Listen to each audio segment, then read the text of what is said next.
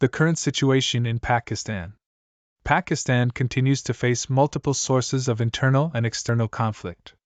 Extremism and intolerance of diversity and dissent have grown, fueled by a narrow vision of Pakistan's national identity, and are threatening the country's prospects for social cohesion and stability.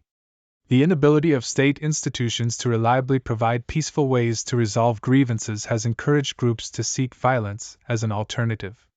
The country saw peaceful political transitions after the 2013 and 2018 elections. However, as the country prepares for anticipated elections in 2023, it continues to face a fragile economy along with deepening domestic polarization. Meanwhile, devastating flooding across Pakistan in 2022 has caused billions in damage, strained the country's agriculture and health sectors, and also laid bare Pakistan's vulnerability to climate disasters and troubling weaknesses in governance and economic stability. Regionally, Pakistan faces a resurgence of extremist groups along its border with Afghanistan, which has raised tensions with Taliban-led Afghanistan.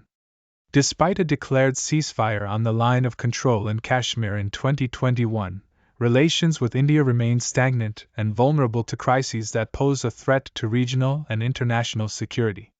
The presence and influence of China, as a great power and close ally of Pakistan, has both the potential to ameliorate and exacerbate various internal and external conflicts in the region.